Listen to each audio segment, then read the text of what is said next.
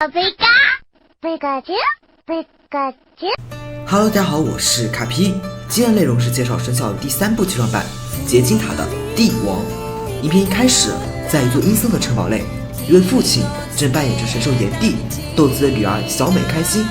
然一封邮件的到来却打破了这份祥和。这位父亲，也就是秀丽博士，得到手下发来的消息后，立马前往寻找未知图腾线索。然这一去，却不见了踪影。这边失去父亲的小美非常孤独，因为一次偶然的意外，她竟然召唤出了未知图腾。未知图腾感受到了小美的内心，并让她想象中的父亲，也就是炎帝具现了出来。整个故事便由此展开。画面一转，小智一伙人继续沉浸在旅途当中。这天，他们刚好就来到了小美所在的地方。这里因为未知图腾的原因，正发生着异变。而此时，小智的妈妈花子神情立马慌张起来。原来花子跟小美的父亲是多年来的好朋友，得知好朋友家出事，花子二话没说，立马就先冲到大博士研究所，要大博士一起赶往事发地。然而小美这边，炎帝得知小美的愿望是要找一个妈妈，于是便将目标放在花子身上。就这样，炎帝当着小智的面将他妈给掳走了。看着自己的妈妈被带走，小智二话不说就要冲进古堡。当然小霞和小刚也不顾危险跟了过来。而第一道难关就是要闯进古堡，然而这无疑是一个技术活，小智一伙花了不少精力才闯了进来。而刚走进古堡不久，古堡内的风景就让小智一伙都大吃了一惊。这里完全就是小美的内心世界，因此在这个世界里，小美完全就是王一般的存在。这不说想要长大进神小孩对战，愿望立马就实现了。为了让小智尽快救到自己的妈妈，小刚和小霞都轮流和小美进行了神小孩对战。毫无疑问，战斗当然都是小美赢了。不过目的已经达到，小智找到了自己的妈妈。在小智的劝诱下，花子决定告诉小美真相。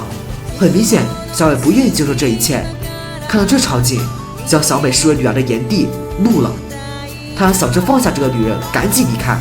小智暂时不可能同意的，因此小智和炎帝自然就打了起来。然而小智当时收服的宝可梦完全就不是炎帝的对手，皮神过了几招后也是被打趴下了，最终和小智一起掉下了悬崖。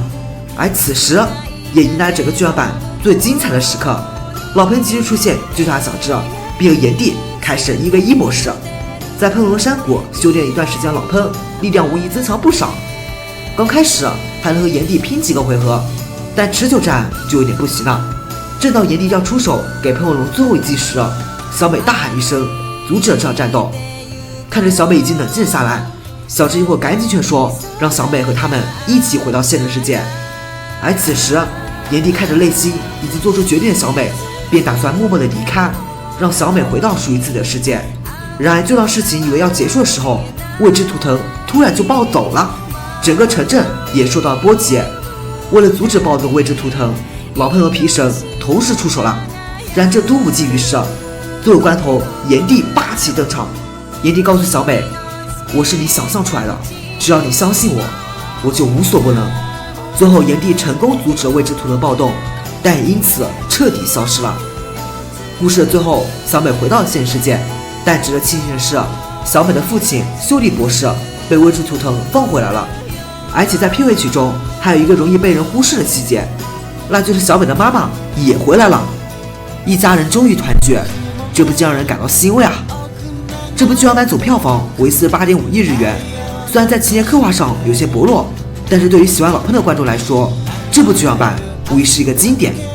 因为纵观老喷出现过的剧场版，这一部无疑是老喷存在感最强的。好了，那么今天分享就到这里了。喜欢本视频的话，别忘了点个关注哦。我是傻逼，咱们下期见。